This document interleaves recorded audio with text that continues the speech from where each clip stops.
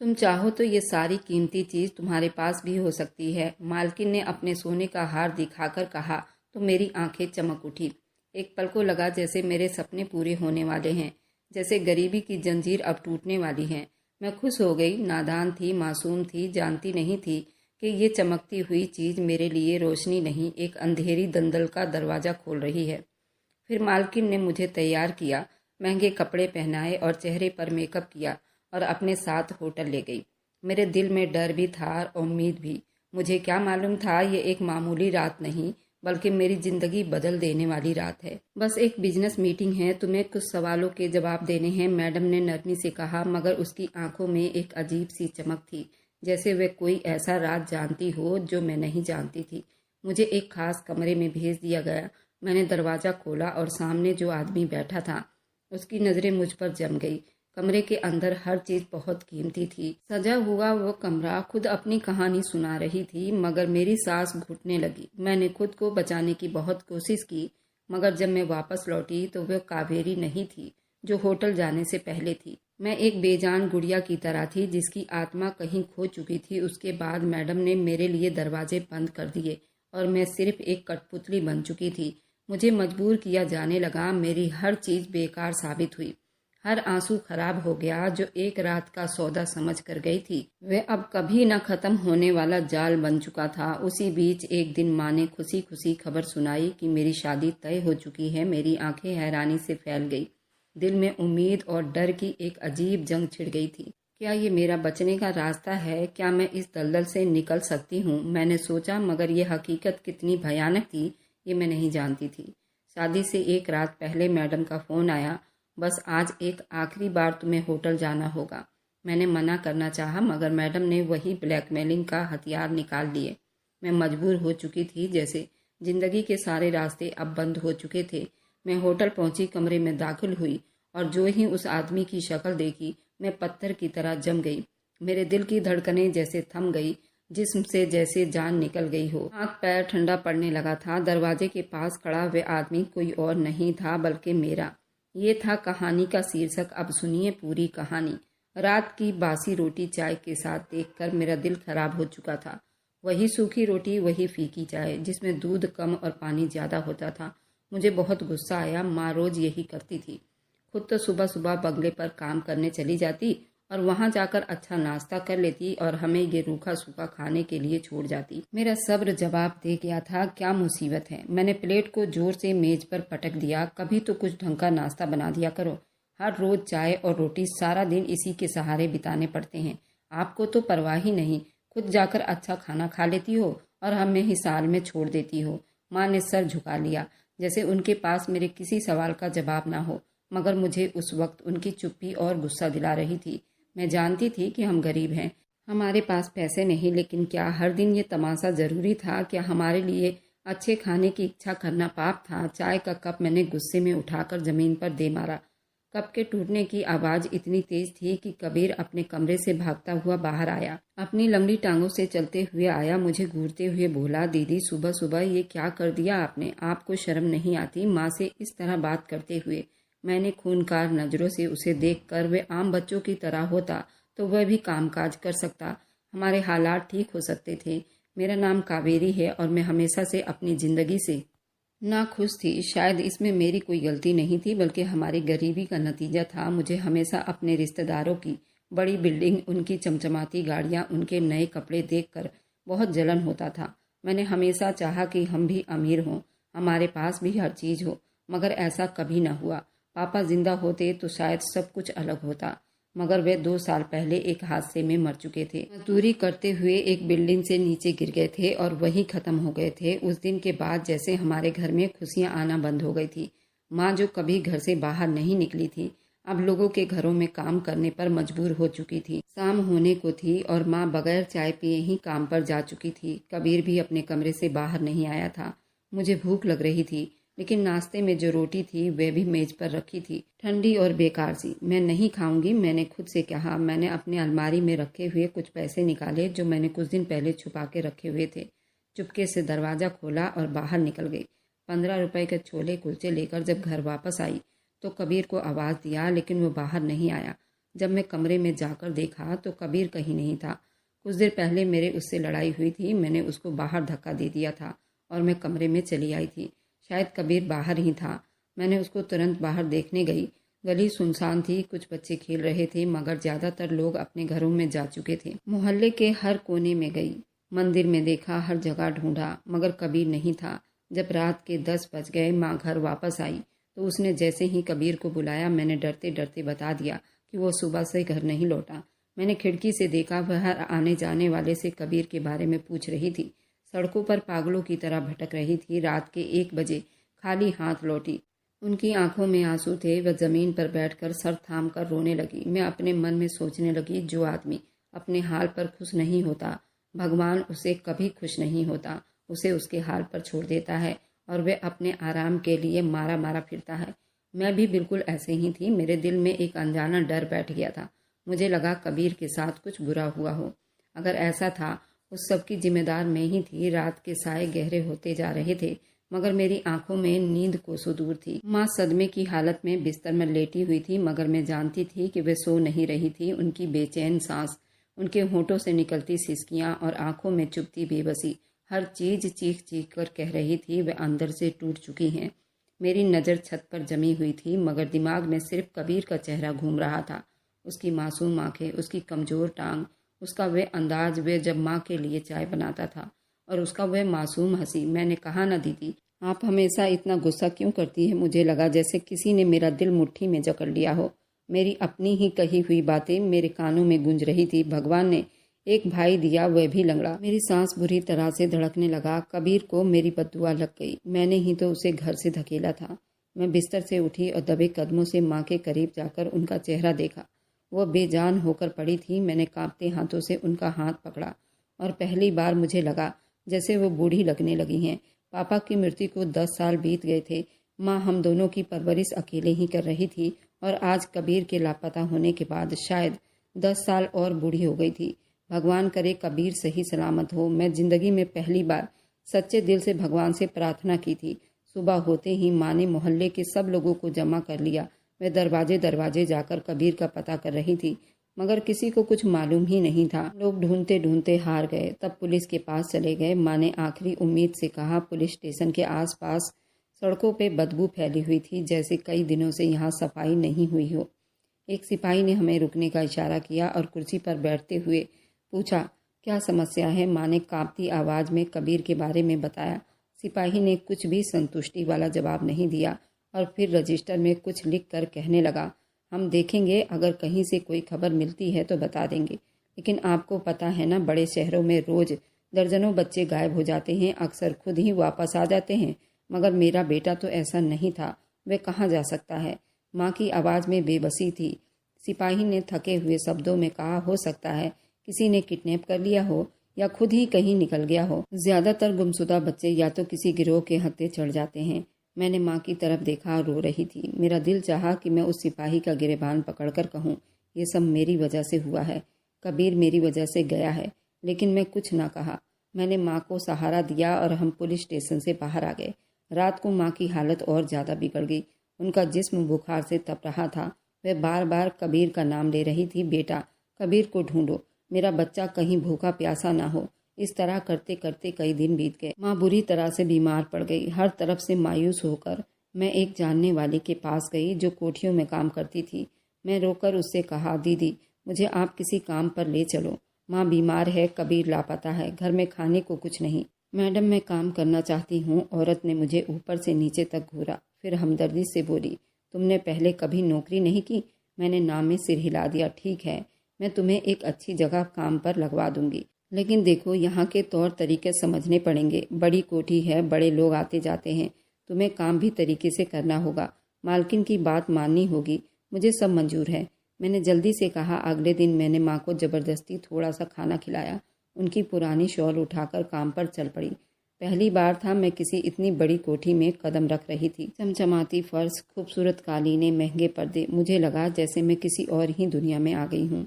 यहाँ काम करना होगा? मैंने हैरानी से पूछा। हाँ मालकिन, बहुत अच्छी हैं, अगर उन्हें तुम पसंद आ गई तो तुम्हें यही रख लेंगे। मालकिन एक खुश शकल और अच्छी औरत दिखाई दे रही थी।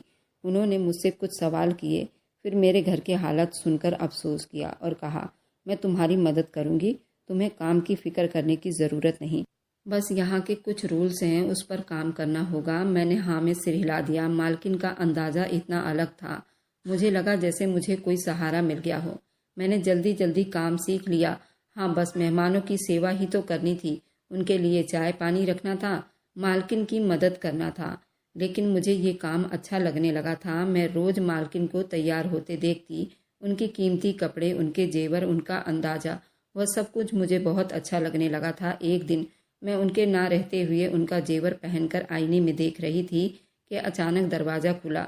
मैं घबराकर पीछे हुई, मगर मालकिन मुस्कुरा दी। तुम चाहो तो ये सब कुछ तुम्हारा हो सकता है, बस तुम्हें एक काम करना होगा। मैं हैरान होकर मालकिन की बात सुन रही थी। उन्होंने मेरे कंधे पर हाथ रखा और बड़ी प्यार से मुस्कुराकर कहा, बस छोटा सा काम होगा और ऐश की ज़िंदगी बितानी होगी। मेरी आंखें चमक उठी। कौन सा काम दीदी? मालकिन ने अपना सोने का हार उतारा और मेरे हाथ में थमा दिया। हार कैसा लगा? मैंने कांपते हाथों से उसे छुआ। ये मेरी ज़िंदगी में पहली बार था कि मैंने इतनी कीमती जेवर इतने पास से देखा था। वह सब देखकर मेरी आंखों में एक चमक आ गई थी। मेरी सांसें जोर से चलने लगी थी। ये बहुत खूबसूरत है मालकिन, मैंने धीरे से कहा। मालकिन ने मुस्कुरा दिया। ये तुम्हारा हो सकता है, बल्कि ये तो कुछ भी नहीं। अगर तुम मेरा कहना मानो तो तुम भी हमारे जैसी ज़िंदगी बिता सकती हो, अच्छे कपड़े पहन सकती हो, कीमती जेवर ले सकती हो। बस एक छोटा सा काम करना होगा। मेरे दिमाग में उलझन बढ़ गई। दीदी कैसा काम? मैंने धड़कते हुए दिल से पूछा। मालकिन कुर्सी पर बैठी टांग पर टांग रखे और अपने लंबे नाखूनों को देखते हुए बोली, देखो कावेरी, हमारे जैसे लोगों के पास सब कुछ होता है मगर वक्त नहीं होता। बड़े लोग अपनी ज़िंदगी में बिजी होते हैं, बिजनेस मीटिंग पार्टियों में वक्त बिता देते हैं। उनके मेहमान भी बड़े होते हैं और उनकी खुशी के लिए कभी कभार किसी खूबसूरत चेहरे की ज़रूरत पड़ जाती है। मुझे कुछ समझ नहीं आया दीदी, मैं समझी नहीं। उन्होंने मुझे गौर से देखा, फिर नरमी से बोली, बस एक दो बार होटल जाना होगा तुम्हें, कुछ खास करना होगा। बस तुम्हें हमारे मेहमानों के साथ टाइम बिताना होगा। उसके बदले तुम्हें अच्छे पैसे मिलेंगे और सबसे बढ़कर इज्जत भी मिलेगी।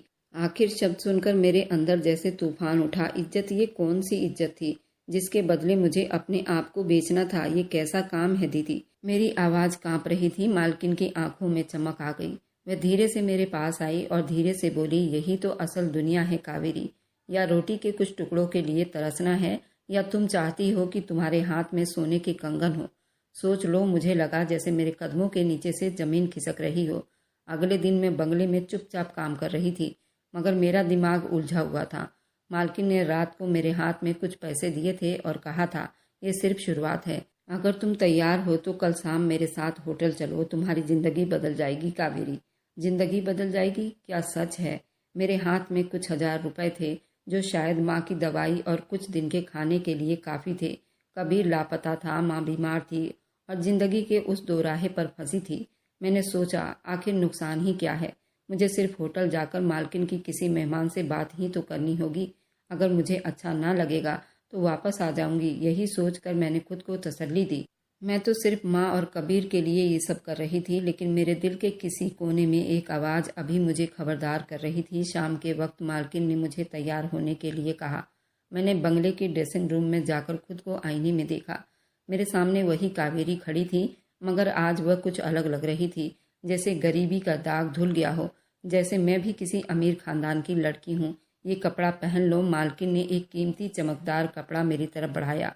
मैंने वह कपड़ा हाथ में लिया। ये बहुत नाजुक और खूबसूरत था, मगर मेरे दिल में एक अजीब सा बोझ बढ़ता जा रहा था। चलो वक्त हो गया, मालकिन ने कहा, और मैंने धीरे से वह कपड़ा पहनकर फिर खुद को आईने में देखा। ये मैं हूँ या कोई और? गाड़ी में बैठते वक्त मेरे हाथ पसीने से भर रहे थे। रिलैक्स कावेरी, मालकिन ने मेरे हाथ दबाते हुए, ये सब तुम्हारी भलाई के लिए है। मैं चुप रही। गाड़ी शहर के एक दूसरे होटल के सामने जाकर रुकी। दरवाजे पर खड़े गार्ड ने झुककर सल्यूट किया, जैसे हम कोई खास मेहमान हो। होटल की इतनी ऊंची इमारत थी, रोशनियों में नहाई हुई थी। मैंने जिंदगी में कभी इतनी चमक धमक नहीं देखी थी। महंगी गाड़ियाँ, इतने खूबसूरत कपड़े, इतने महंगी कीमती परफ्यूम की खुशबू, सब कुछ बिल्कुल अलग था। हम होटल के अंदर दाखिल हुए। मैंने नज़रें झुका ली, मगर मेरे कानों में मालकिन की आवाज़ गूंज रही थी, बस थोड़ी सी हिम्मत करना कावेरी। यहाँ आकर सब लड़कियाँ डर जाती हैं, मगर जो एक बार कदम रख ले वह कभी पीछे नहीं हटती। मेरे कदम अब लड़खड़ा रहे थे, मगर मैं आगे बढ़ती जा रही थी। हम लिफ्ट के एक खास फ्लोर पर पहुंचे। यहाँ बड़े बड़े लोग आते हैं, बहुत खास मेहमान, मालकिन ने धीरे से कहा। होटल का एक महंगा रूम था जहाँ एक अंग्रेज बैठा हुआ था। उसके साथ कुछ और अमीर आदमी थे जो कीमती घड़ियां और सूट पहने हुए थे। मैडम ने उन लोगों से मेरी पहचान करवाई। ये लड़की मेरी खास दोस्त है। उस अंग्रेज ने मेरी तरफ गौर से देखा, जैसे मुझे परख रहा हो, फिर मुस्कुराया। तुम बहुत हसीन हो लड़की। मेरे गले में जैसे कांटे अटक गए। नर्वस मत हो, यहाँ सब तुम्हारे चाहने वाले हैं, उस अंग्रेज ने नरमी से कहा और एक गिलास जूस मेरी तरफ बढ़ाया। मेरे हाथ कांपने लगे। पियो, कुछ नहीं होगा, मालकिन ने धीरे से कहा। मैंने धीरे से गिलास अपने होठों से लगाए। जूस का गिलास अजीब था। जैसे ही मैंने घूंट भरा, दिमाग बिल्कुल हिलने लगा। हर चीज धुंधली होने लगी। मुझे लगा जैसे मेरे जिस्म की ताकत खत्म हो रही हो। मैंने खुद को संभालने की कोशिश की, मगर सब कुछ धुंधला हो गया और फिर पूरा अंधेरा छा गया। जब मुझे होश आया तो मेरा जिस्म जैसे किसी बोझ के तले दबा हुआ था। आंखें खोलने की हिम्मत मुझमें नहीं थी, मगर मेरे कानों में होटल के बाहर की हल्की हल्की आवाज आ रही थी। सर में बहुत दर्द था, जैसे किसी ने मेरे होश छीन लिए हो। मैंने धीरे धीरे आंखें खोली। सामने छत का झूमर हल्की सी रोशनी दे रहा था। मैंने नजरें इधर उधर दौड़ाई। मैं एक बड़े महंगे होटल के कमरे में थी। मेरा सर भारी था, जिसमें जान नहीं थी। बाल बिखरे हुए थे। ये मैं कहाँ हूँ? फिर जैसे यादों के दरवाजे खुल गए। मैंने डर से तकिया नीचे किया, अपने हाथों को उठाने की कोशिश की। हकीकत ये थी कि अब मेरे पास खुद को बचाने के लिए कुछ नहीं बचा था। मेरी आंखों में आंसू आ गए थे। अपने हाथों से चेहरा छुपा लिया। ये मैंने क्या कर दिया? दिल कर रहा था कि चीखूं, मगर आवाज जैसे मेरे गले में ही दब गई थी। दरवाजा धीरे से खुला। मैंने घबराकर देखा। मालकिन अंदर दाखिल हो रही थी। वो पूरे आराम और तसल्ली के साथ चल रही थी, जैसे कुछ हुआ ही ना हो। उनके हाथ में एक सफेद लिफाफा था जो जरूर पैसों से भरा हुआ था। तुमने बहुत अच्छा काम किया कावेरी, वो मुस्कुराते हुए बोली। तुम्हारा इनाम है। मुझे लगा जैसे किसी ने मेरे चेहरे पर तमाचा मारा हो। मैंने कांपते हुए हाथों से अपने कपड़ों को खुद पर लपेटा था और बड़े आश्चर्य से उन्हें देखा। दीदी, आपने मुझे धोखा दिया। मेरी आवाज रोनी सी हो गई थी। मालकिन ने ठहाका लगाया, जैसे मैंने कोई बेवकूफ़ी की बात कर दी हो। धोखा नहीं कावेरी, तुमने अपनी किस्मत बदलने का पहला कदम उठाया है। किस्मत? मैंने बड़े आश्चर्य से उनकी तरफ देखा। मालकिन ने एक बड़ा लिफाफा मेरे सामने किया और बोली, ये पैसे तुम्हारे हैं। कल तक तुम्हें कुछ मालूम नहीं था, मगर आज तुम्हारे पास सब कुछ है। ये दुनिया अमीरों की दुनिया है और तुम उसका हिस्सा बन चुकी हो। मैंने कांपते हाथों से वह लिफाफा पकड़ा, खोला, अंदर झांका तो वहाँ 500 के कई नोट थे। मैंने कभी सपने में भी नहीं देखा था। एक पल को दिल में ख्याल आया, ये पैसे माँ की दवा के काम आ सकते हैं। कबीर के लिए कुछ किया जा सकता है। फिर हकीकत मेरे दिमाग में बिजली की तरह गूंजी। ये पैसे मेरी इज्जत की कीमत है। मेरी सांस तेज हो गई, मेरे हाथ कांपने लगे। गुस्से और बेबसी में ये लिफाफा उठाया और जोर से जमीन पर दे मारा। मुझे घर जाना है, मैंने सख्त शब्दों में कहा। मालकिन ने कंधा उचकाया, जैसे कोई खास बात ना हुआ हो। ठीक है, मगर याद रखो, हमारे पास तुम्हारी वीडियो है। अगर तुमने जुबान खोली तो तुम्हें पूरी दुनिया के सामने नंगा कर दूंगी। मेरे पांव तले से जमीन निकल गई। कौन सी वीडियो? मैंने हकलाते हुए पूछा। मालकिन ने एक डबल मीनिंग मुस्कुराहट के साथ अपना फोन निकाला और स्क्रीन पर कुछ दिखाया। ये देखो। मेरी आंखें हैरानी और डर से फैल गई। स्क्रीन पर एक वीडियो चल रही थी।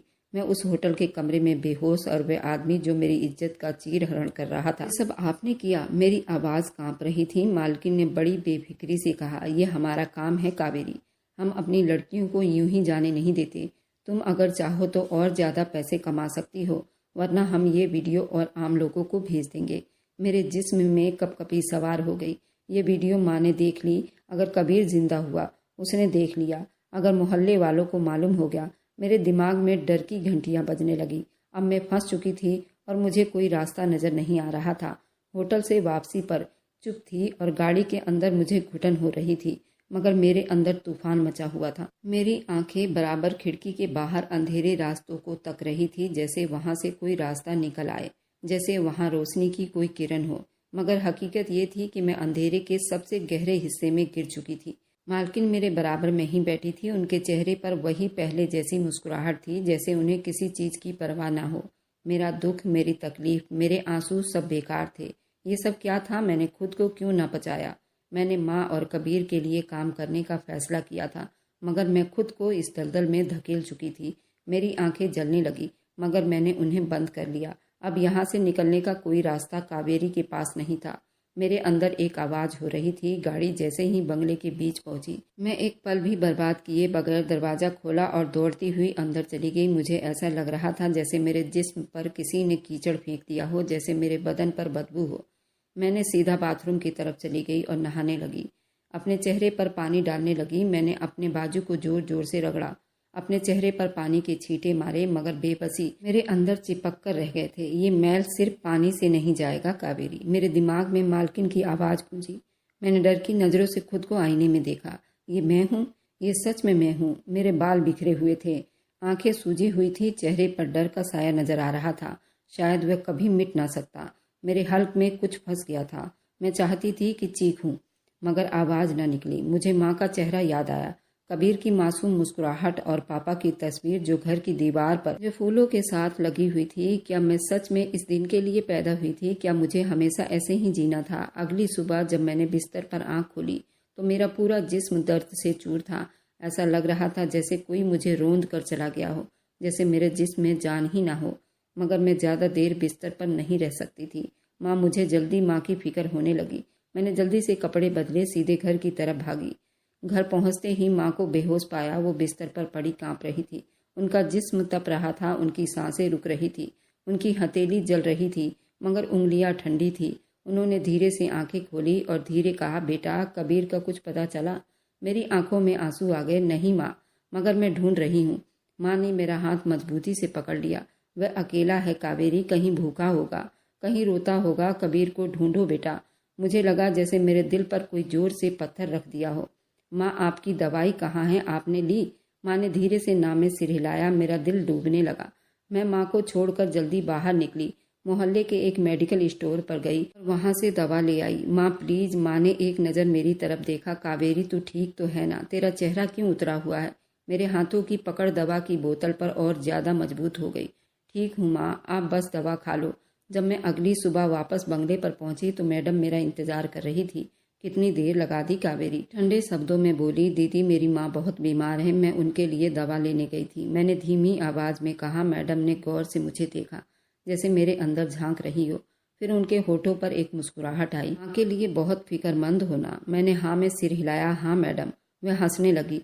फिक्र छोड़ दो, अगर तुम हमारे लिए काम करती रहो तुम्हारी माँ को किसी चीज की कोई कमी नहीं होगी। सोचो, अगर तुम रोज इतने पैसे कमाओ, तुम कबीर को भी ढूंढ सकती हो, अपनी माँ के अच्छे अस्पताल में एडमिट करवा सकती हो। क्या तुम सच में अपनी माँ को ठीक होते हुए देखना चाहती हो? मेरी आंखों में आंसू आ गए। मैडम की बात सच थी। अगर मेरे पास पैसे होते तो माँ आज बिस्तर पर बेहोश ना पड़ी होती। अगर मेरे साथ कोई मजबूत। इसके आगे की कहानी बहुत ही दिलचस्प रहने वाली है। आपको अगर इसके आगे की कहानी सुननी है तो मुझे कमेंट में ज़रूर लिखिएगा। और मेरी वीडियो आप लोग जहाँ कहीं से भी देखते हैं, कमेंट में अपने शहर और राज्य का नाम ज़रूर बताइए।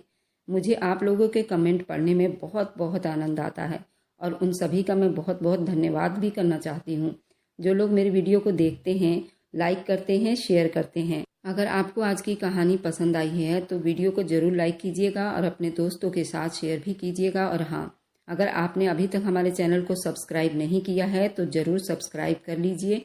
मिलते हैं हम अपनी कल की एक और नई दिलचस्प कहानी के साथ। मुझ पर सदा अपना प्यार और स्नेह बनाए रखें।